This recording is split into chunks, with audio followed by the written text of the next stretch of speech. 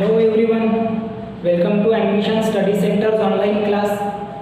हम पढ़ रहे हैं अपना तीसरा चैप्टर केमिस्ट्री का, जिसमें हम देख रहे हैं केमिकल रिएक्शंस और इक्वेशंस के बारे में। पिछले क्लास में हमने देखे थे केमिकल इक्वेशंस को बैलेंस कैसे किया जाता है, क्या स्टेप्स उसमें इन्वॉल्व की जाती है, ये सारी चीज़ों के बारे में हमने पूरा डीप में पढ़े थे। मैंने आपको कुछ होमवर्क एग्जाम्पल भी दिया था और उसके साथ में आपको बोला था कि वो जो इक्वेशंस हैं उनको अलग अलग तरीके से बना के उनको स्टेप्स को भी फॉलो करते हुए आपको बैलेंस करना है। ठीक है, आज हम शुरुआत करेंगे अपना जो टेक्स्ट बुक का पेज नंबर 35 है उसके साथ में, जहाँ पर आपको ब्रेन पावर के बेसिस पे कुछ क्वेश्चंस पूछे गए हैं। पहले वो हम उसके बारे में थोड़ा डिस्कस कर लेते हैं, उसके बाद में हम बढ़ेंगे अपने टॉपिक की ओर, जो कि है आपका टाइप्स ऑफ केमिकल रिएक्शंस। देखते हैं, पहला क्वेश्चन आपको देखो दिया गया है, identify the reactant and product of the equation. आपका जो इक्वेशन नंबर 6 है टेक्स्ट बुक में, जो कि वेजिटेबल ऑयल जब रिएक्ट होता है हाइड्रोजन के साथ में, तो वहाँ पर बनता है वनस्पति घी। तो हमें वहाँ से क्या क्या लिखना है, वहाँ से हमको लिखना है रिएक्टेंट कौन से है, तो रिएक्टेंट हो जाएंगे आपके vegetable oil and hydrogen. Then after product क्या मिला है आपको, वनस्पति घी, तो वो आपका हो जाएगा प्रोडक्ट। उसके बाद में सेकंड क्वेश्चन आपका है, write down the steps in balancing the chemical equation. मतलब कि मैंने आपको इसके पहले भी बोला कि हमें स्टेप्स याद करनी पड़ेगी, और देखो आपको इस तरीके से भी क्वेश्चन पूछ सकते हैं बोर्ड के एग्जाम में कि आपको एक इक्वेशन दिया रहेगा केमिकल इक्वेशन, और आपको बोलेंगे कि स्टेप्स लिखो और वो इक्वेशन को भी बैलेंस करो। तो देखो आपको क्या करना है कि जो स्टेप्स बैलेंस करते वक्त हमको क्या क्या 4 स्टेप दी गई थी, जो आपको मैंने पिछले क्लास में पूरा डीप में लिखाया भी हूँ, उसको आपको करना है। ठीक है, आफ्टर दैट सेकंड क्वेश्चन देखो क्या बोला है, write down the balance chemical equation for the following reaction. मतलब calcium chloride plus sulphuric acid gives calcium sulphate and hydrogen chloride. क्या बोला गया है, कैल्शियम क्लोराइड मतलब कि CaCl2, calcium chloride, yes calcium chloride CaCl2। Then after क्या बोला, sulphuric acid means H2, हाँ इसका ये स्टेट लिखना पड़ गया, H2SO4 ये रहता है एक्वस सॉल्यूशन में।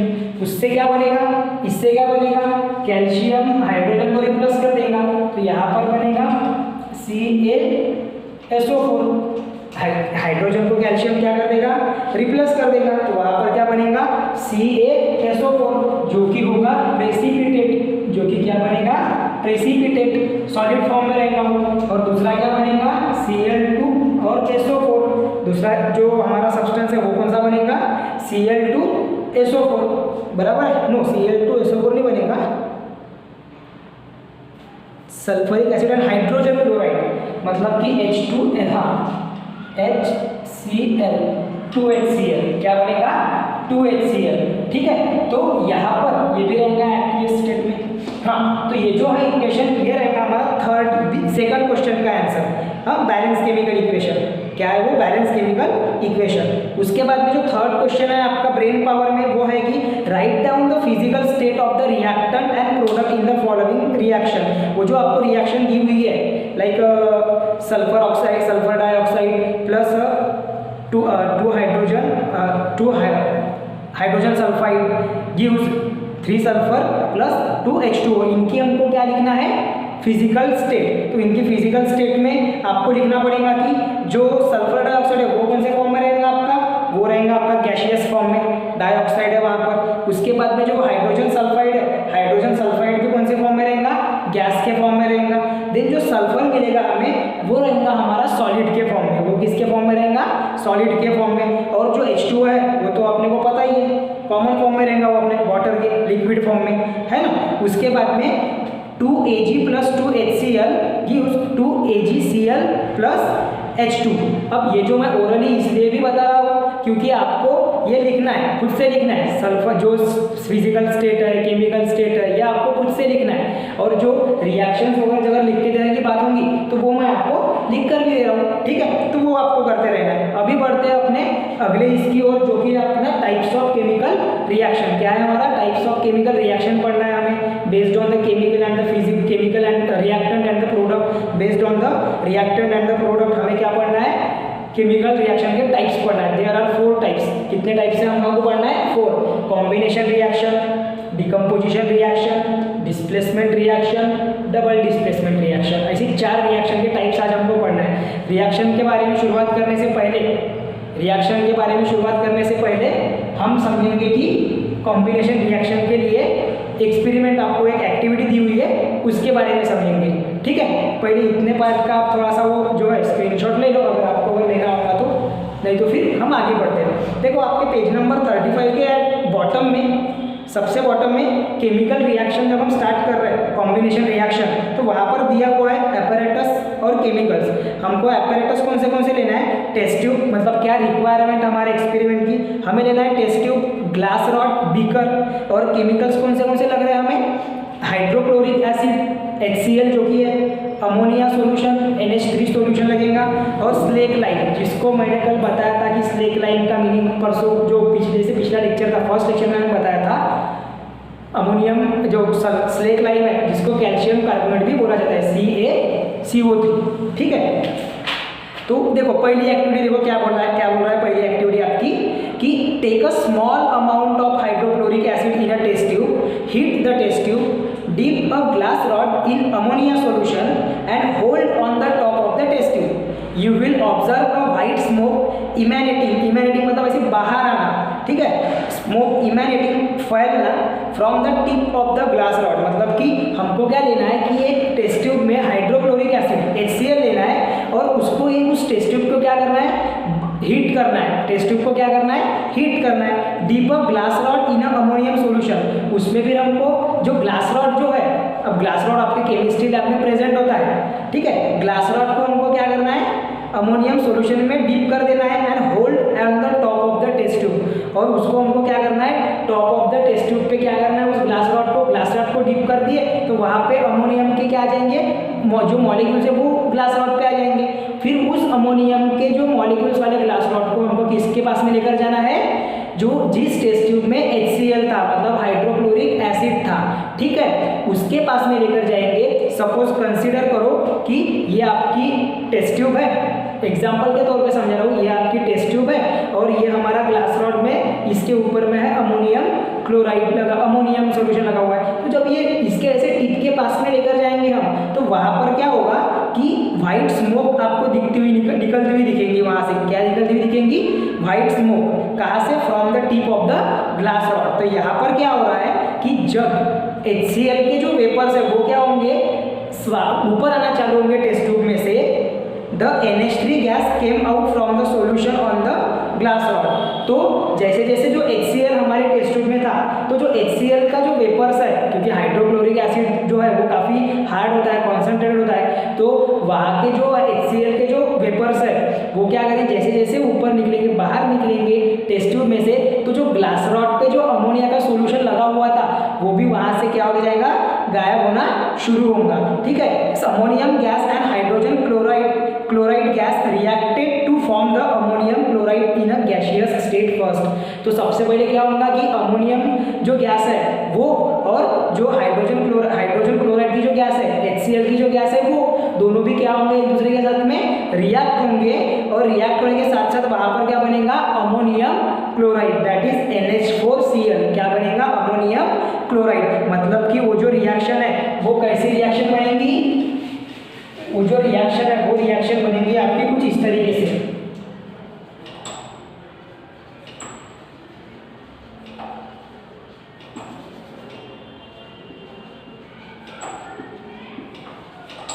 अमोनिया प्लस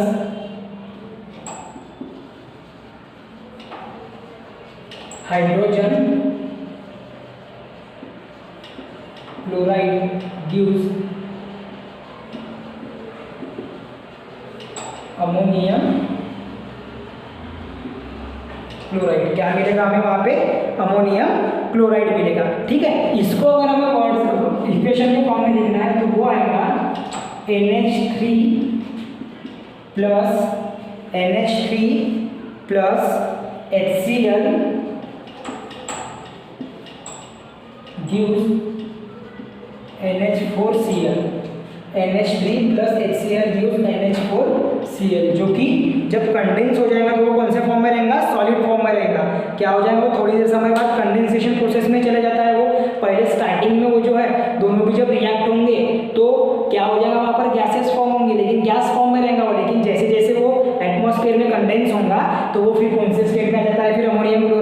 सॉलिड फॉर्म में आ जाता है। कौन से फॉर्म में आ जाता है? सॉलिड फॉर्म में। अब ये जो हमने एक्टिविटी पढ़े, इस पर से हमको ये समझ में आया कि जब एक दो रिएक्टेंट कंबाइन होते हैं, जब दो रिएक्टेंट कंबाइन होते हैं तब एक प्रोडक्ट बनता है। ऐसा नहीं कि हर बार बनेगा, लेकिन जब दो रिएक्टेंट क्या हो रहे हैं? कंबाइन हो रहे हैं, तो वहां पर एक सिंगल प्रोडक्ट फॉर्म हो रहा है। मतलब कि ये रिएक्शन रहेंगी कॉम्बिनेशन रिएक्शन। कौन सी रिएक्शन रहेंगी? Combination reaction. And this is the definition for combination reaction. When two or more reactant combine in a chemical reaction, हमने ये एक्टिविटी के ऊपर से समझे कि जब दो या फिर दो से ज्यादा रिएक्टेंट कंबाइन होते हैं केमिकल रिएक्शन में to form a single product, then the reaction is called as a combination reaction. वैसे रिएक्शन को क्या कहा जाता है? Combination reaction. वैसे ही आपको एक्टिविटी सेकंड भी दी हुई है आपके टेक्स्ट बुक में, जिसमें आपको मैग्नीशियम की जो स्ट्रिप है उसको हमको करना है रिएक्शन ऑक्सीजन के साथ में। मैग्नीशियम की जो स्ट्रिप है उसका रिएक्शन किसके साथ में हो रहा है? ऑक्सीजन के साथ में। मतलब कि Mg किसके साथ में रिएक्ट हो रहा है? O2 गैस के साथ में रिएक्ट हो रहा है। तो वहां पर क्या बन रहा है? Magnesium oxide. वहां पर क्या बन रहा है? Magnesium oxide. समझ में आ रहा है? और यहाँ पर भी बैलेंस करने के लिए ये बन जाएगा 2MgO। ये हो गई आपकी। फिर से यहाँ पर भी आप देख सकते हो कि मैग्नीशियम और ऑक्साइड दोनों भी रिएक्ट हो रहे हैं, तो दोनों मिक्स होके, दोनों कंबाइन होके क्या बन रहा है? Magnesium oxide. क्या बन रहा है? Magnesium oxide. So it is also a type of combination reaction. ये भी कौन से टाइप की रिएक्शन है? Combination reaction. उसके बाद में थर्ड एक्टिविटी आपके बुक में दी हुई है, take water in a beaker up to a half of its capacity. मतलब हमको सपोज एक अगर हमारा 100 ml का अगर बीकर है, जहाँ पर हम क्या ले रहे हैं? उसके हाफ कैपेसिटी में क्या ले रहे हैं? वाटर ले रहे हैं, ठीक है। And add a few pieces of slake lime. वहाँ पर हमको जो मैंने आपको बोला था कैल्शियम कार्बोनेट स्लेक लाइम होता है, लेकिन हमको कैल्शियम जो ऑक्साइड है, कैल्शियम ऑक्साइड है, उसको स्लेक लाइम कहते हैं हम, जो कि CaO है, ठीक है। So add a few pieces of slake lime calcium oxide to it, then calcium hydroxide that is CaOH2 is form by the combination of calcium oxide and water. मतलब वो रिएक्शन कैसे कैरिड आउट होंगी? देखो, CaO plus H2O mix होके क्या बनेंगे? CaO और H2O mix होके क्या बनेंगे? Ca और OH/2। मतलब कि 2 items of oxygen, 2 items of hydrogen. ये जो ऐसे सब्सक्रिप्ट में भी हमने लिखे, इसका मीनिंग क्या है कि ये जो 2 है ये ब्रैकेट को लगेगा, मतलब ये दोनों एलिमेंट को लगेगा, और Ca सिंगल है, तो ये बैलेंस भी है ये इक्वेशन। समझ में आ रहा है? तो ये बन गया तुम्हारा कॉम्बिनेशन रिएक्शन की थर्ड एग्जाम्पल। ये आपके टेक्स्ट बुक के अकॉर्डिंग बताया, और चाहे तो आपको मैं और एक एग्जाम्पल दे सकता हूँ जिससे कि आपको कॉम्बिनेशन रिएक्शन और प्रॉपरली समझेगा। फॉर एग्जाम्पल हम बात करते हैं very easy reaction, carbon plus oxygen gives carbon dioxide. Very easy reaction, look at here, carbon plus oxygen gives CO2 gas. समझ में आ रहा है? कार्बन प्लस ऑक्सीजन क्या देगा हमें? CO2 gas. Any doubt here for carbon dioxide? Okay, यहाँ पर मैंने ये गलत लिख दिया। हाँ, अब ये क्लियर है, ठीक है। ये हो गया आपके कॉम्बिनेशन रिएक्शन की रिएक्शन। आपको करना है कि व्हेन 2 और more reactant combine in a chemical reaction to form a single product, it is called as a combination reaction. इसको हम कहेंगे कॉम्बिनेशन रिएक्शन। हमने एक्टिविटी के बेसिस पे अपने 3 एग्जांपल्स देखे, जिस पर से हमने समझने की कोशिश की कि कॉम्बिनेशन रिएक्शन क्या होती है, ठीक है। फिर बढ़ते हैं अपने अगली रिएक्शन की ओर, जो कि है आपका डिकम्पोजिशन रिएक्शन। दूसरी रिएक्शन कौन सी है फिर?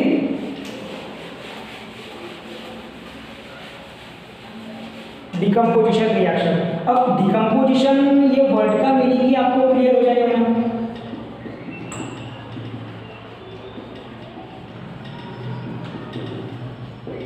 अब डिकम्पोजिशन मीन्स व्हाट, डिकम्पोज का मीनिंग क्या होता है कि ब्रेकिंग होना, अलग अलग, डिवीजन, डिकम्पोज का मीनिंग ब्रेकिंग होना।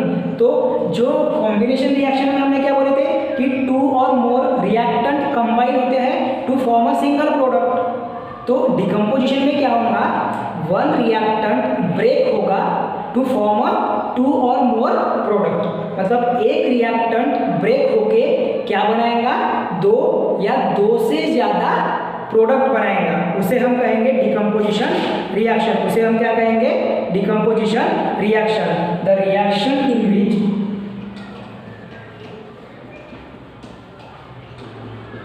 Reaction in which compound is decomposed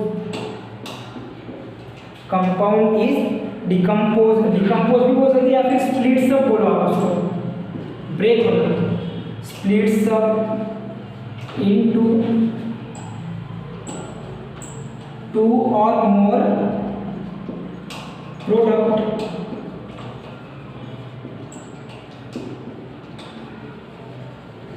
is called as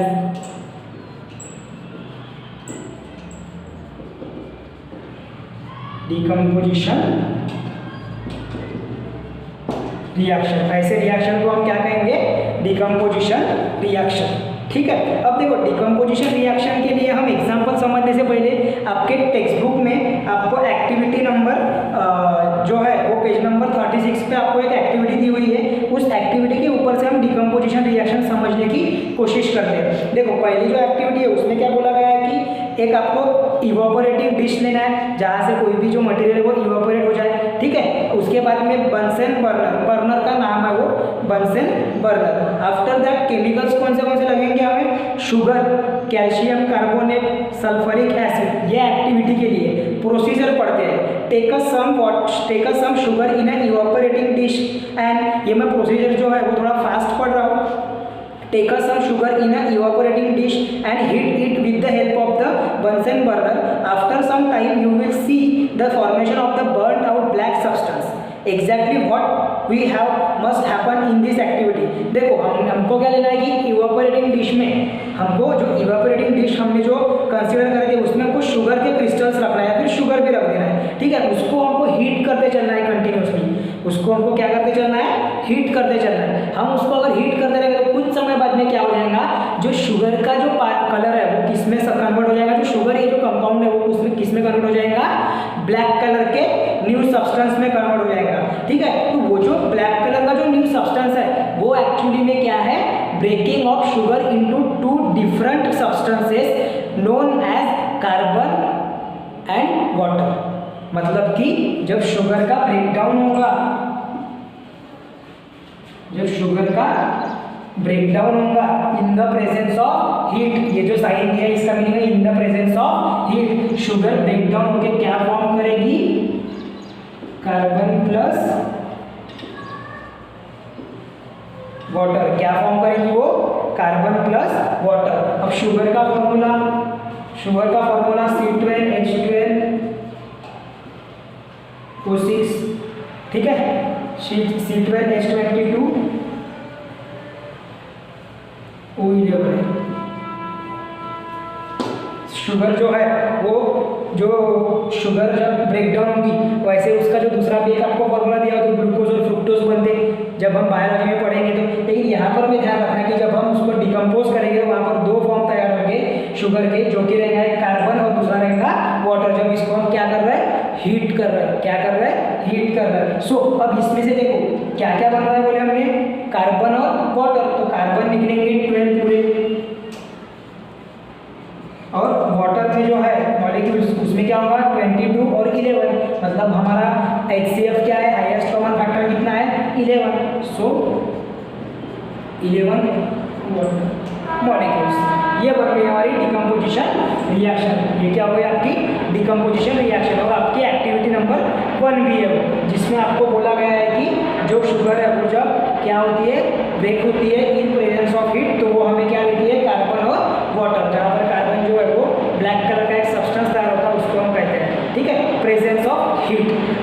the reaction in which there is only one reactant giving rise to or more product is called as decomposition reaction। आपके text book में जो reaction दी हुई है वो कुछ अलग तरीके से दी हुई है, जो मैंने बताया उसका और उसका मीनिंग सेम ही है। आपको टेक्स्ट बुक में क्या बोला गया है, reaction in which there is only one reactant, वही मैंने भी बोला कंपाउंड स्प्लिट्स अप इनटू, मतलब एक रिएक्टेंट जो है वो कंपाउंड के भी फॉर्म में रह सकता, तो वो क्या होगा, स्प्लिट्स अप होगा, मतलब ब्रेक होगा वो, है ना। Gives to or more product, मिल रहा है हमको दो product, two or more product is called as decomposition reaction. समझ में आई है रिएक्शन, वेरी इजी है। और एक बार सिंपल वे में समझा दो, देखो the reaction in which compound, अगर आपको कंपाउंड नहीं समझ रहा होगा तो उसके जगह पे आप यहाँ पर ऑप्शन देखिए, ऐसा ऑब्लिक में क्या लिख दो, reactant. Reactant is splits up into two or more product. वो रिएक्टेंट क्या होगा, स्प्लिट अप होगा, ब्रेक होगा टू और मोर प्रोडक्ट में, तो उसको क्या कहेंगे, डिकम्पोजिशन रिएक्शन। ये आपके लिए क्या है, एग्जाम्पल है जो हमने एक्टिविटी के वर्ड से पढ़े। मैं जानबूझ के आपको बुक के एग्जाम्पल करा रहा हूँ ताकि आपको एक्टिविटी भी कवर हो जाती है आपकी, और साथ ही साथ में हम अपने डिकम्पोजिशन रिएक्शन हो गई, डिस्प्लेसमेंट रिएक्शन हो गई, कॉम्बिनेशन रिएक्शन हो गई, इनके हमको एक्स्ट्रा एग्जाम्पल्स भी मिल जाते हैं। जहाँ जहाँ आपको एग्जाम्पल्स की कमी रहेगी वहाँ मैं आपको कुछ एक्स्ट्रा एग्जाम्पल्स भी करा रहा हूँ, ठीक है। देखो फिर और आगे में दूसरी भी एक्टिविटी में पढ़ना है, वहाँ पर देखो क्या दिया हुआ है कि हमको दो टेस्ट ट्यूब लग रही है। आपका जो डायग्रामेटिक अरेंजमेंट है वो जो आपको दिया हुआ है आपके डायग्राम में, ठीक है। एट दी वन साइड दो आपको टेस्ट ट्यूब लेना है, दो आपको लेना है टेस्ट ट्यूब। उसमें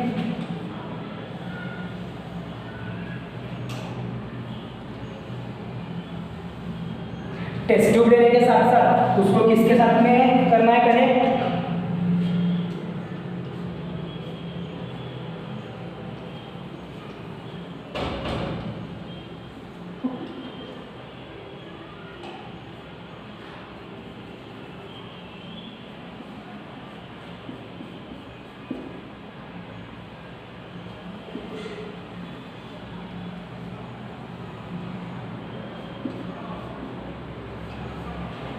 ठीक है। देन आफ्टर इसको डीप करें, यहाँ पर पूरा सॉल्यूशन है।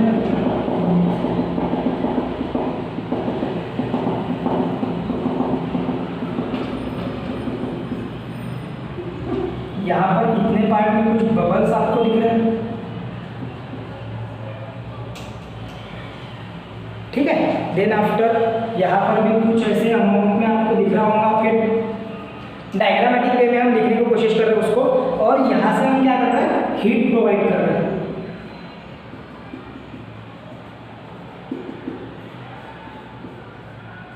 यहाँ से क्या कर रहे हैं हम, प्रोवाइड उसको हीटिंग कर रहे हैं, ठीक है। इसमें जो ये जो है दिखा रही है CaCO3 कैल्शियम कार्बोनेट, और यहाँ पर जो है ये है लाइम वाटर, क्या है,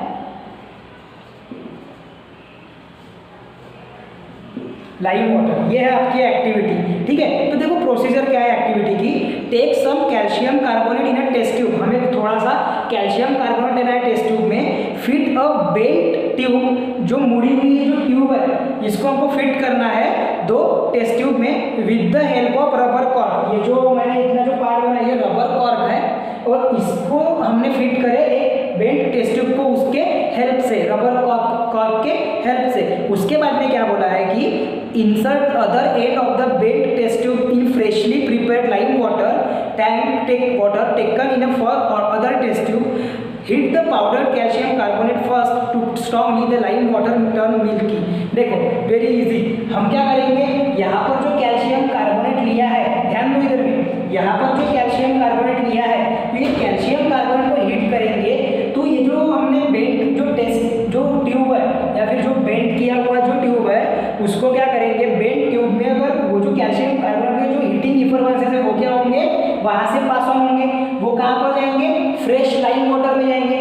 फ्रेश लाइम वाटर में जाने के कारण फ्रेश लाइम वाटर का कलर क्या हो जाएगा, मिल्की हो जाएगा। फ्रेश लाइम वाटर का कलर कौन सा बन जाएगा, मिल्की बन जाएगा। एक बार फिर से रिपीट कर रहा हूँ, ये जो कैल्शियम कार्बोनेट को हम हीट करेंगे तो इसके वजह से यहाँ पे जो हीटिंग प्रॉपर्टी की वजह से वो जो कैल्शियम कार्बोनेट के जो इफरवेंसेस है वो कहाँ, through the tube, bent tube, किस पे चले जाएंगे, टेस्ट ट्यूब सेकंड वाले टेस्ट ट्यूब में, जिसमें क्या है, लाइम वाटर। तो ये लाइम वाटर में आने के बाद में ये जो लाइम वाटर है ये कौन से कलर का बन जाएगा,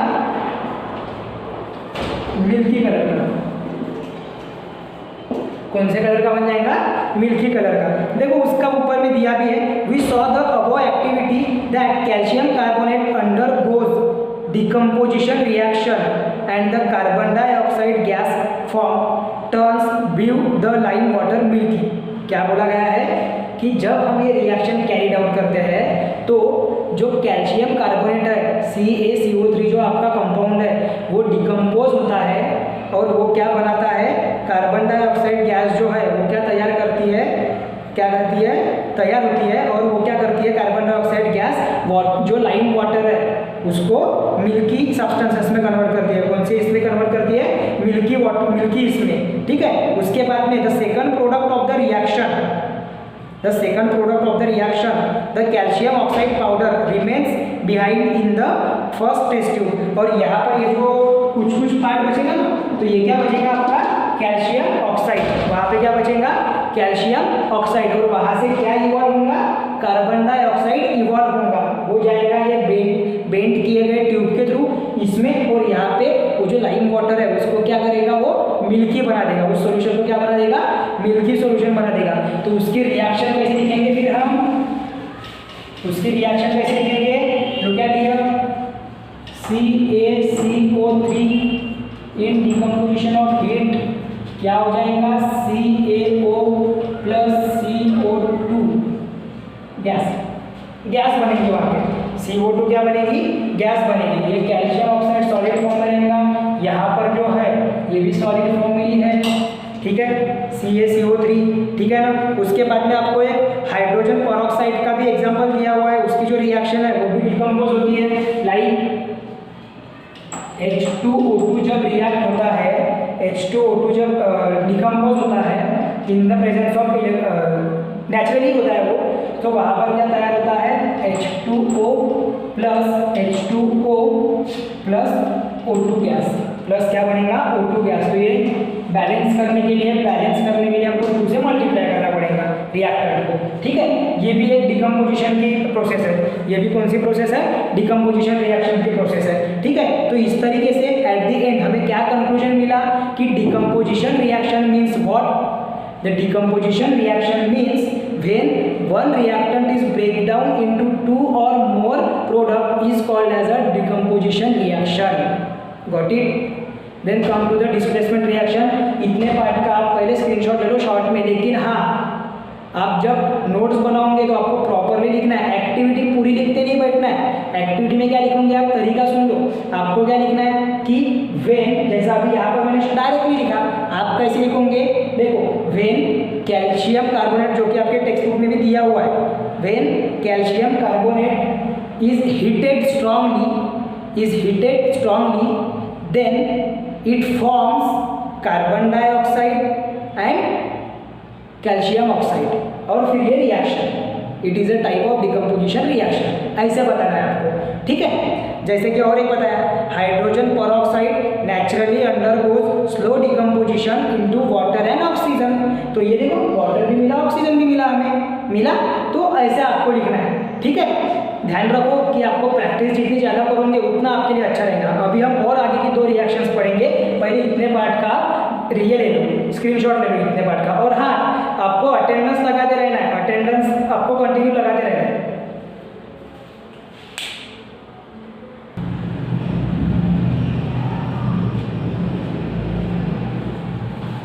तो चलो अभी बढ़ते हैं अपने अगले रिएक्शन की ओर, जो कि है डिस्प्लेसमेंट रिएक्शन। लेकिन डिस्प्लेसमेंट रिएक्शन के सामने बढ़ने से पहले मैं आपको जो आपका कैन यू रिकॉल का एक क्वेश्चन पूछा गया था before displacement reaction, can you recall में क्या पूछा गया था, देखो, is it possible to produce hydrogen by decomposition of water by the means of heat, electricity or light, कि हम वाटर्स को अगर डिकम्पोज करते हैं तो हमें वहाँ पर हाइड्रोजन जो एलिमेंट है या फिर हाइड्रोजन जो गैस है वो प्रोड्यूस कर सकते हैं क्या हम, अगर हम उसको हीटिंग देते हैं या फिर इलेक्ट्रिसिटी प्रोवाइड करते हैं या फिर लाइट के प्रेजेंस में।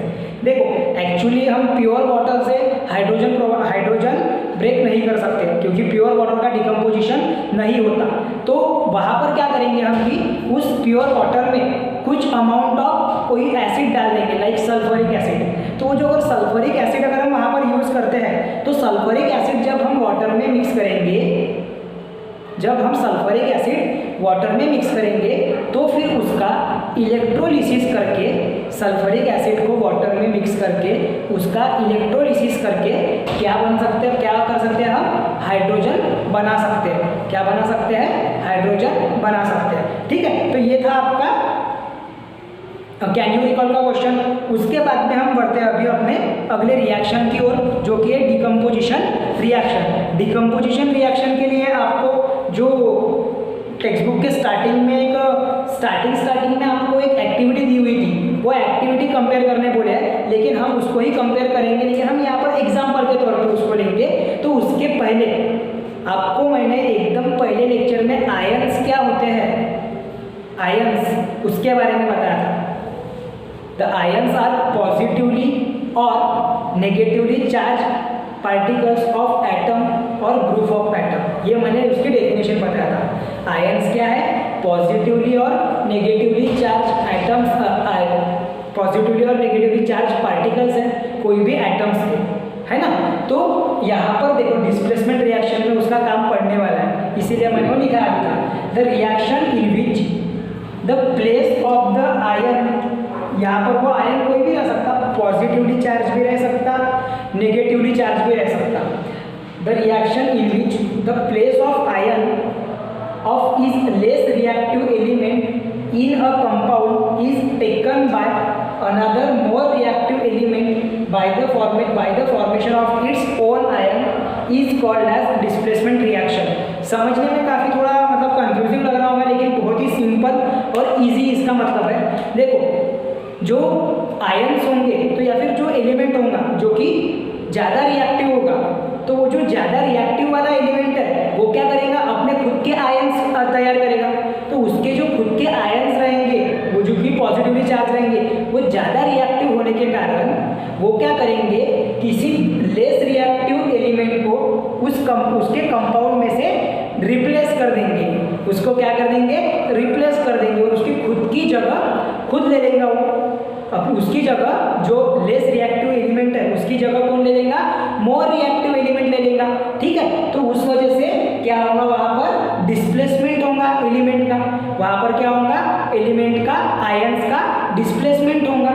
आयंस का डिस्प्लेसमेंट हो रहा है, इसलिए उनको क्या कहा जा रहा है, डिस्प्लेसमेंट रिएक्शन। उसको कौन सी रिएक्शन कहेंगे, displacement reaction. The reaction in which the place of the ion of less reactive element is displaced by or is covered by, is taken by another more reactive element by the means of formation of its own ion। जैसे कि अगर Zn है, suppose करके चलते Zn है जिसके ऊपर में 2+ आयन है, ये है, और दूसरा है Cu2+।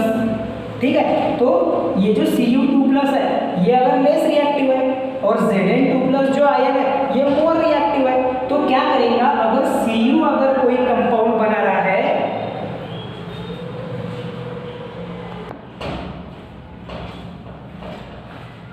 तो स्टूडेंट्स थोड़ा वो लाइट जाने के कारण हमने रोक दिए थे उस एग्जाम्पल को। ठीक है, हमने रिएक्शन क्या होती है उसकी डेफिनेशन समझ लिए, अभी हम कंटिन्यू करते हैं एग्जाम्पल के साथ में। ओके, ये आपको समझ में आ गया ना कि किस प्रकार से वो डिस्प्लेस होगा। देखो Zn2+ जो है वो मोर रिएक्टिव है देन Cu2+, इसीलिए जब रिएक्शन कैरिड आउट होगी तो Zn क्या कर देगा, ये जो Zn2+ जो है ये क्या कर देगा, ये डिस्प्लेस कर देगा, किसे डिस्प्लेस कर देगा, Cu2+ को रिएक्शन में से। ओके, देखो अभी रिएक्शन देखते हैं।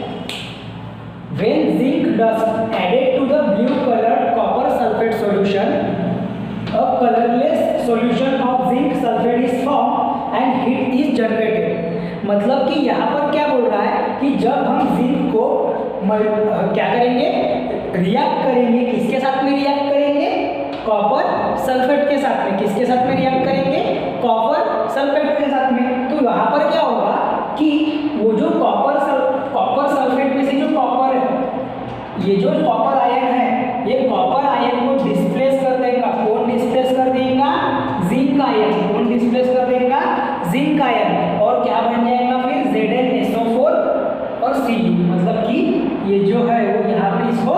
डिस्प्लेस कर देगा और जुड़ जाएगा ZnSO4 के साथ में, और जुड़ जाएगा ZnSO4 के साथ में, तो बन जाएगा जिंक सल्फेट और कॉपर निकल जाएगा अलग। ऐसा ही और एक एग्जांपल, ये मैंने आपको टेक्स्ट बुक से कराया, और एक एग्जांपल हम लिखते हैं जहां पर कॉपर सल्फेट सॉल्यूशन के साथ में आयरन रिएक्ट हो रहा है तो क्या होता है, ठीक है। जब कॉपर सल्फेट सॉल्यूशन के साथ में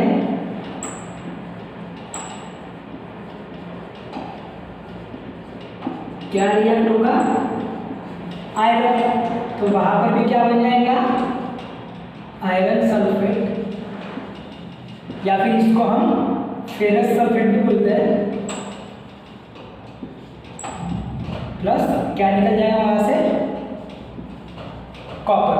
ओके, इसका लिखेंगे हम equation CuSO4 aqueous plus Fe gives FeSO4 plus क्या निकल जाएगा बाहर फिर से, कॉपर, क्या निकल जाएगा वहां से बाहर, कॉपर। ओके, ये एक इक्वेशन, ये एक रिएक्शन हो गई डिस्प्लेसमेंट रिएक्शन, ये भी एक डिस्प्लेसमेंट रिएक्शन हो गई, ठीक है। उसके बाद में और हम देखेंगे कि जब लीड के साथ में, अब यहाँ पर देखो, यहाँ पर हमको क्या स्टेटमेंट ध्यान में रखना पड़ेगा कि Fe इज मोर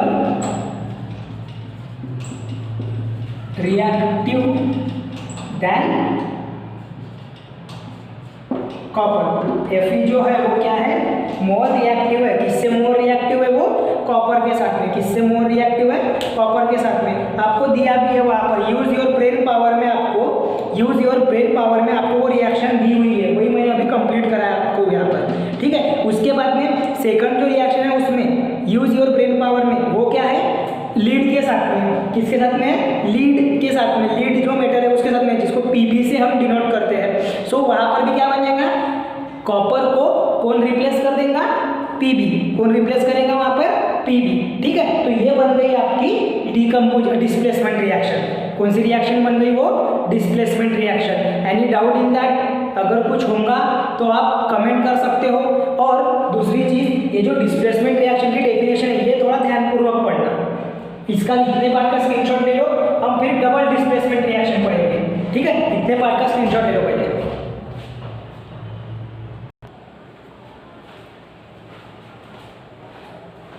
अभी बढ़ते हैं हम अपने अगले रिएक्शन के टाइप की ओर, जो कि है डबल डिस्प्लेसमेंट रिएक्शन। अब इसके पहले जब हमने डिस्प्लेसमेंट रिएक्शन पढ़े तो वहां पर क्या हो रहा था कि एक आयन, एक एलिमेंट का आयन दूसरे एलिमेंट के आयन को क्या कर रहा था, रिमूव कर रहा था, और उसके जगह पे खुद जाके उस दूसरा कंपाउंड बना रहा था। लेकिन डबल डिस्प्लेसमेंट रिएक्शन में क्या होगा, यहाँ पे भी आयंस का ही डिस्प्लेसमेंट होगा। किसका डिस्प्लेसमेंट होगा, आयंस का ही। लेकिन यहाँ पर एक के बजाय दो डिफरेंट आयंस या फिर सेम आयन क्या होंगे, डिस्प्लेस होंगे। देखो, the reaction in which ions in the reactant, जो रिएक्टेंट साइड में जो आयंस रहेंगे, are exchange to form the precipitate. वो क्या होंगे, एक्सचेंज होंगे to form the precipitate. Precipitate ये जो वर्ड है इसका मीनिंग मैंने आपको क्लियर किया था। जो सॉलिड मटेरियल तैयार होता है, जब दो एक्वियस सॉल्यूशन जब मिलते हैं तो वहाँ पर रिएक्ट होते हैं, तो वहाँ पर क्या होता है, एक सॉलिड मटेरियल तैयार होता है, सॉलिड सब्सटेंस तैयार होता है, जिसको हम कहते हैं प्रेसिपिटेट, जो कि इनसॉल्यूबल रहता वाटर में, जो कि इनसॉल्यूबल रहता वाटर में, is called as a double displacement reaction. So उसे क्या कहेंगे, जहाँ पर हमारे दो रिएक्टेंट मिलके आयंस एक्सचेंज करेंगे और जो नया प्रोडक्ट बनेगा वो किसके फॉर्म में मिलेगा, हमें प्रेसिपिटेट के फॉर्म में मिलेगा, तो उसे कहा जाता है डबल डिस्प्लेसमेंट रिएक्शन। उसे कहा जाता है डबल डिस्प्लेसमेंट रिएक्शन। अब जो आयंस के बारे में मैं बार बार बोल रहा था वो क्या रहेंगे, पॉजिटिव और नेगेटिवली चार्ज पार्टिकल्स रहेंगे कोई एटम के। For example Cu2+, Na+, sodium का प्लस चार्ज, और ये प्लस चार्ज भी कैसे दे, अकॉर्डिंग टू देयर वैलेंसीज, ठीक है, वैलेंस शेल्स है ना। तो उसके बाद में Mn2+, समझ में आ रहा है। तो ये है आयंस, समझ में आ गया, ये हो गई आपकी डेफिनेशन। अब आपके बुक में, टेक्स्ट बुक में एग्जाम्पल आपको कंसिडर करने बोला है इक्वेशन नंबर 3। इक्वेशन नंबर 3 आपको एक्टिविटी रिकॉल करने बोले हैं, जहाँ पर पोटेशियम क्रोमेट जो है वो ऐड करे थे हमने इज अ BaSO4, जो मैंने यहाँ पर आपके सामने रिएक्शन भी लिखी हुई है। देखो अब यहाँ पर देखो किस प्रकार से होता है, जब हम पोटेशियम क्रोमेट K2CrO4 जो कि एक्वस सॉल्यूशन में है उसको क्या करेंगे, मिक्स करेंगे, किसके साथ में रिएक्ट करेंगे, मिक्स करने का मीनिंग किसके साथ में, उस जो बेरियम सल्फेट के साथ में रिएक्ट कर रहा है, BaSO4 के साथ में रिएक्ट कर रहा है, समझ में आ रहा है। तो जब इसके साथ में जब हम यहाँ पे इसकी रिएक्शन कैरी आउट करेंगे तो यहाँ पर क्या होगा, येलो कलर का हमें एक बेरियम क्रोमेट का प्रेसिपिटेट मिलेगा। मैंने ये जो सिंबल है, जो एरो डाउनवर्ड के तरफ पॉइंटिंग करते हुए दिखाया है, तो इसका मीनिंग क्या है कि ये प्रेसिपिटेट फॉर्म हो रहा है। याद करो आपको मैंने दिखाया था जब हम राइटिंग द केमिकल इक्वेशन के स्टेप्स लिख रहे थे, रूल लिख रहे थे, तब आपको मैंने दिखाया था कि अगर डाउनवर्ड साइड में अगर कोई एरो हम शो कर रहे हैं तो उसका मीनिंग क्या है कि वहां पर प्रेसिपिटेट तैयार होगा। और ये जब रिएक्शन कैरी आउट होंगी तो यहाँ पर क्या होगा, बेरियम क्रोमेट। और ये बेरियम क्रोमेट बना कैसे वो मैं बताता हूँ। देखो ये जो K2 है, ये K2 को कौन रिप्लेस कर रहा, बेरियम, कौन रिप्लेस कर रहा, बेरियम, समझ में आया। मतलब क्या होगा, K2 होगा सोडियम सल्फेट के साथ में होगा वो रिएक्ट, और ये जो Cr2O4 है ये हो जाएगा बेरियम के साथ में, तो ये बन जाएगा बेरियम क्रोमेट जो कि प्रेसिपिटेट है, येलो कलर का है। और दूसरा सब्सटेंस हमें मिलेगा K2SO4 that is a potassium sulphate. ठीक है, ये रिएक्शन है। उसके ऊपर में आपको कुछ क्वेश्चंस पूछे गए हैं, जिसमें फर्स्ट क्वेश्चन है what was the colour of the precipitate form. जो प्रेसिपिटेट वहां पर फॉर्म हुआ है उसका कलर क्या रहेगा, तो उसका कलर रहने वाला है येलो। उसका कलर जो रहेगा वो क्या रहेगा, आपका येलो कलर का रहेगा। सॉरी, वहां पर मैंने आपको बोला था कि आयंस का एक्सचेंज होता है ना, वहां पर किसका एक्सचेंज हो रहा है बोला था मैंने आपको, आयन का। और आयन का जब एक्सचेंज होता है तो आपको ये ध्यान में रखना पड़ेगा कि ये जो चार्ज है, ये चार्जेस उनके देखना पड़ेगा हमें कि वो पॉजिटिव है या नेगेटिव है। पॉजिटिवली भी चार्ज हो सकते हैं या फिर नेगेटिवली भी चार्ज आयन प्रेसिपिटेट ये हो सकते हैं, एक्सचेंज हो सकते हैं। ठीक है, उसके बाद में आपको सेकंड क्वेश्चन बोला गया है write the name of the precipitate. So देखो एक तो आपको केमिकल फॉर्मूला दिखाना है उसमें, और उसका नाम मतलब कि बेरियम क्रोमेट, ये आपको प्रेसिपिटेट मिला। उसके बाद में third question right down the balance chemical equation for that reaction. हमको वो रिएक्शन के लिए बैलेंस केमिकल इक्वेशन लिखना है, जो कि हमने पहले ही शो करे। एक बार उसको कंपेयर कर लेते हैं कि सच में बैलेंस है या नहीं। देखो भाई, लेफ्ट हैंड साइड में पोटेशियम के 2 एटम्स है, राइट हैंड साइड में भी पोटेशियम के 2 एटम्स है, लेफ्ट हैंड साइड में क्रोमियम के 1 एटम है, इधर में भी एक ही एटम है। आफ्टर दैट ऑक्सीजन के 4, और ये 4 मतलब कुल मिलाकर कितने हो गए 8। इधर में ऑक्सीजन के 4 और यहाँ पर भी 4, सो टोटल हो गए 8, मतलब ऑक्सीजन के एटम्स भी बैलेंस है। अब आते हैं बेरियम पे, तो बेरियम के भी दोनों एटम्स बैलेंस ही है। और सल्फर की अगर हम बात करें तो सल्फर के भी दोनों एटम्स जो है वो बैलेंस कंडीशन में है। मतलब कि ये जो रिएक्शन है हमारी बैलेंस रिएक्शन है। ये आपको ऐसा शो नहीं करना है, ये मैंने आपके समझने के लिए लिख कर दिया वहाँ पर। जब आप एग्जाम में वगैरह रिएक्शन लिखोगे तो आपको ये समझने के लिए था, आपको नहीं लिखना है वो। ठीक है, ऐसे ही और ये क्या बोला है, will you call this reaction is a displacement reaction और डबल डिस्प्लेसमेंट रिएक्शन। हम इसे डिस्प्लेसमेंट रिएक्शन कहेंगे या डबल डिस्प्लेसमेंट रिएक्शन कहेंगे। ऑब्वियस है हम इसे डबल डिस्प्लेसमेंट रिएक्शन कहेंगे। क्यों? क्योंकि यहाँ पर हम दो जो आयंस है उनका क्या हो रहा है, एक्सचेंज हो रहा है। एक पोटेशियम का आयन और दूसरा बेरियम का आयन, 2 आयंस एक्सचेंज हो रहे हैं एक साथ में, इसीलिए उसको क्या कहेंगे, डबल डिस्प्लेसमेंट रिएक्शन। कौन सी रिएक्शन कहेंगे उसको, डबल डिस्प्लेसमेंट रिएक्शन। ठीक है, अब डबल डिस्प्लेसमेंट रिएक्शन का और एक एग्जांपल समझने के लिए तुमने वहां पर आपको इक्वेशन नंबर 1 तो देख लेते हैं। आपका इक्वेशन नंबर 1 क्या है, इक्वेशन नंबर 9 क्या है आपके टेक्स्ट बुक में। हाँ, तो जो इक्वेशन नंबर 9 है वो दिया हुआ है आपको पेज नंबर 33 पे, जो कि है AgNO3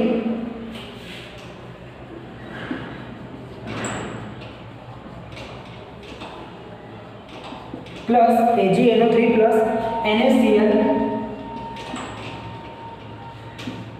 इसको हमें बनाना है, इसका हमें क्या बनाना है, प्रेसिपिटेट तैयार करना है। देखो यहाँ पर सिल्वर और सोडियम 2 आयन्स फॉर्म हो रहे हैं, तो यहाँ पर क्या होगा कि सोडियम सिल्वर का जो पॉजिटिव आयन है वो रिएक्ट होगा क्लोरीन के नेगेटिव आयन के साथ में, और सोडियम का जो पॉजिटिव आयन है वो रिएक्ट होगा नाइट्रेट के नेगेटिव आयन के साथ में। समझ में आ रहा है? जैसे कि यहाँ पर क्या हुआ था, पोटेशियम का जो पॉजिटिव आयन है वो रिएक्ट हुआ था SO4 के नेगेटिव आयन के साथ में, और जो बेरियम का पॉजिटिव आयन है वो रिएक्ट हुआ था CrO4 के नेगेटिव आयन के साथ में। ठीक है, तो यहाँ पर एक्सचेंज हो गए उनके आयन्स के, क्या हो गए, एक्सचेंज। तो हम लिख लेंगे फिर ये दो प्रोडक्ट AgCl,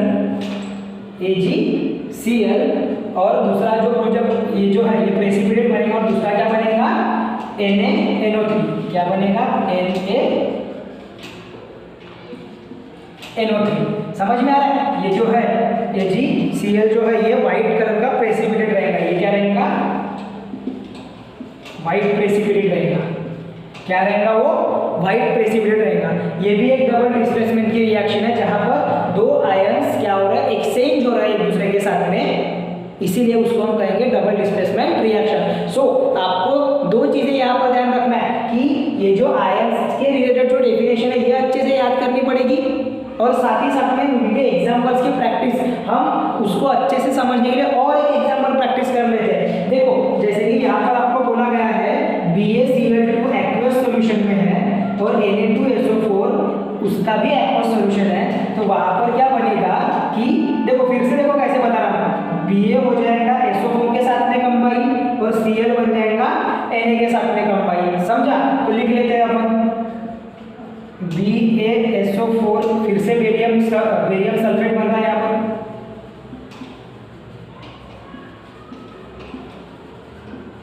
क्या बन रहा है, बेरियम सल्फेट। क्या बन रहा है यहाँ पर, बेरियम सल्फेट, जो कि है व्हाइट कलर का प्रेसिपिटेट। क्या है वो, व्हाइट कलर का प्रेसिपिटेट है वो बेरियम सल्फेट। और दूसरा क्या बन रहा, NaCl2। सो देखो Na के 2 एटम्स, Cl के 2 एटम्स, मतलब दोनों के सामने हम कोएफिशिएंट लिख सकते हैं, तो मैंने लिखा उसको NaCl, जो कि NaCl है। ये क्या है, सोडियम क्लोराइड, इनके भी नाम लिख देंगे।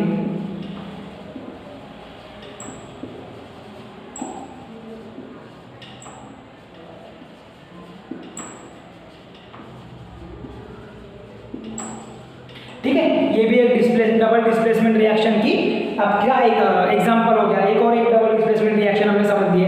तो इस प्रकार से हमने यहाँ पर देखो डबल डिस्प्लेसमेंट रिएक्शन के 3 एग्जांपल हुए।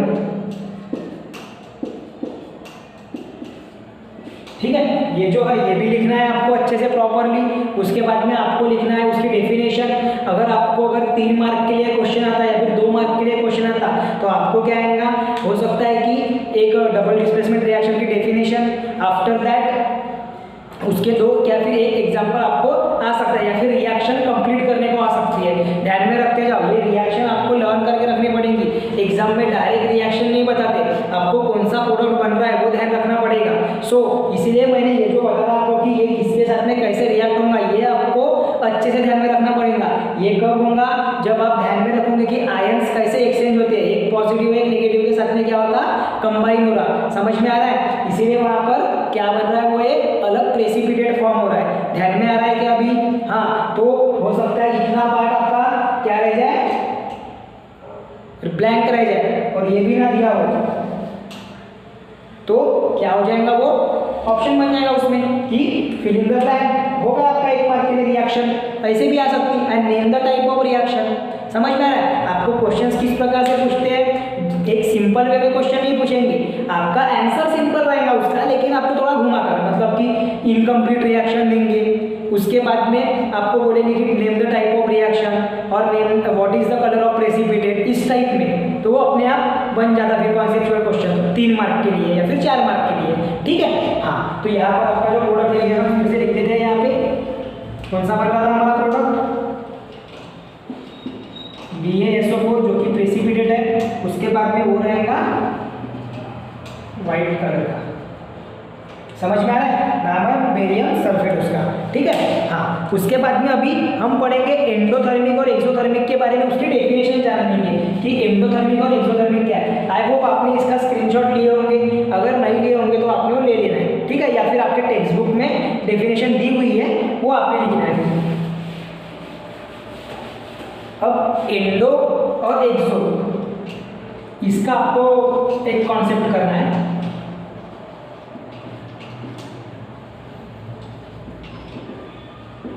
देखो एंडोथर्मिक रिएक्शन मीन्स व्हाट, कि जब हम कोई रिएक्शन कैरिड आउट करते हैं तो वहां पर हीट एब्जॉर्ब होती है। whenever some reactions are carried out then we have to absorb the sunlight like sunlight or heat from any other sources, so that reaction is called as a endothermic reaction। वैसे reaction को हम क्या कहेंगे, endothermic reaction, जो कि आपके page number 38 पे आपके टेक्स्ट बुक के अकॉर्डिंग आपके पेज नंबर 38 पे आपको दिया हुआ है कि वहां पर अगर हीट अगर आउटसाइड से अगर एब्जॉर्ब हो रही है तो उसको क्या कहेंगे हम, endothermic reaction. When a reaction carry is in process, when a reaction is in process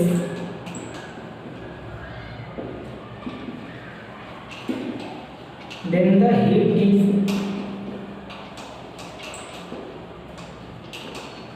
absorbed during the reaction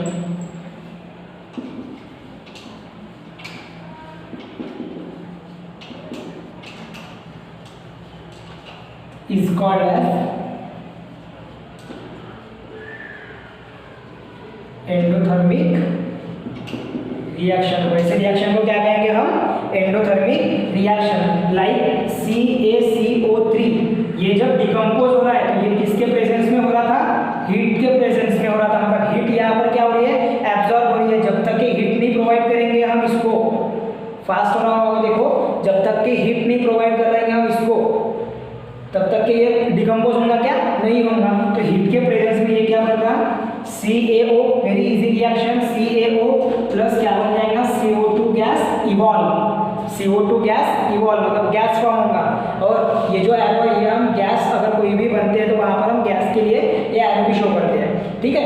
हाँ, उसके बाद में आपको पढ़ना है एक्सोथर्मिक रिएक्शन। क्या पढ़ना है,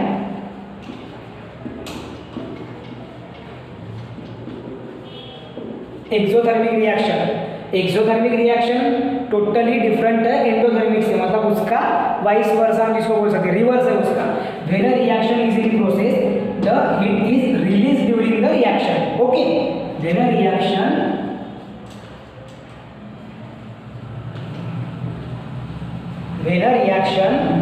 is in process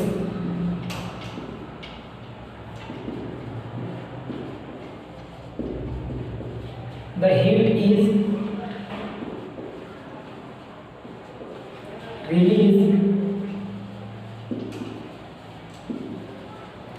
during the reaction होने के बाद में वहां से क्या होंगी, या फिर ड्यूरिंग द रिएक्शन वहां से क्या होगी, हीट रिलीज होंगी। तो such a reaction is called as, such a reaction is called as exothermic reaction. ऐसे रिएक्शन को क्या कहेंगे हम, एक्सोथर्मिक रिएक्शन। ऐसे रिएक्शंस को कौन सी रिएक्शंस कहेंगे हम, एक्सोथर्मिक रिएक्शन। ये आपके टेक्स्ट बुक के पेज नंबर 38 पे दी हुई है, आपको वो पूरा प्रॉपरली क्लियरली उसको करते चलना है, ठीक है। वो आपको पूरा प्रॉपरली उसको करते चलना है। हाँ, इतने पार्ट का आप पहले स्क्रीनशॉट ले लो। एक्सोथर्मिक रिएक्शन क्या होती है, एंडोथर्मिक रिएक्शन क्या होती है, ये सारी चीज़ों का आपको ध्यान में रखना है।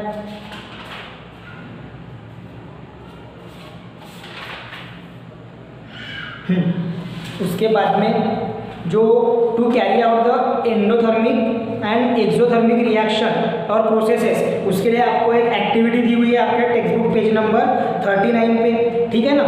उसको जब हम कहेंगे वहाँ पर तो जो एक, हाँ पहले हम ले लेते हैं वहाँ पे एग्जाम्पल एक्सोथर्मिक रिएक्शन का, जो कि है CaO। मैं वो यहाँ पर लिख रहा हूँ,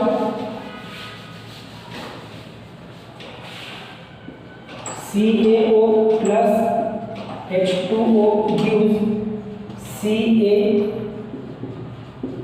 by 2। It is a type of combination reaction. इसको कौन सी टाइप की रिएक्शन भी हो, एक प्रकार से कॉम्बिनेशन रिएक्शन भी है, जो कि और उसके साथ में क्या तैयार होता है वहाँ पे, हीट। ये आपकी एक्सोथर्मिक, मतलब कैल्शियम ऑक्साइड जब रिएक्ट होता है वाटर के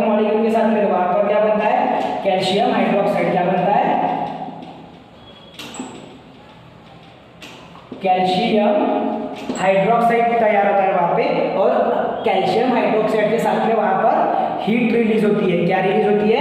हीट रिलीज होती है, जिसको हम कहेंगे एक्सोथर्मिक रिएक्शन। जिसको क्या कहेंगे हम? Exothermic reaction. आपके लिए आज होमवर्क ये है कि आपको जो एक्सोथर्मिक और एंडोथर्मिक रिएक्शन के लिए जो एक्टिविटी दी हुई है उसको आपको खुद से पढ़ना है और उसको समझने की कोशिश करना है। अगर कुछ डिफिकल्टी जाती है तो आप नेक्स्ट क्लास में पूछ सकते हो, ठीक है? तो वो एक आपका होमवर्क है आज का। साथ ही साथ में हमने जितने भी आज यहाँ पर टाइप्स ऑफ केमिकल रिएक्शन पढ़े उन सब की प्रैक्टिस आपको करना है। ध्यान में आ रहा है क्या? उन सब की आपको प्रैक्टिस करते रहना है। आपको डेफिनेशंस पर जोर देना है, आपको रिएक्शन कैसे कैरिड आउट हो रही है उस पर ध्यान देना है, बैलेंसिंग पे ध्यान देना है रिएक्शन के, ताकि आपको किसी भी प्रकार से क्वेश्चन पूछ सकते हैं आपके बोर्ड के एग्जाम में। अच्छे स्टूडेंट ही ऐसा मतलब दिमाग लगाएंगे कि हमें पढ़ना किस प्रकार से है। देखो डायरेक्टली एक एग्जाम्पल कर दिए, रिएक्शन लिख दिए तो हो जाएगा नहीं, समझना भी पड़ेगा उसको। इसीलिए मैंने आपको समझाया कि वो क्यों ऐसा हो रहा है, कैसे वो रिएक्ट होगा, है ना।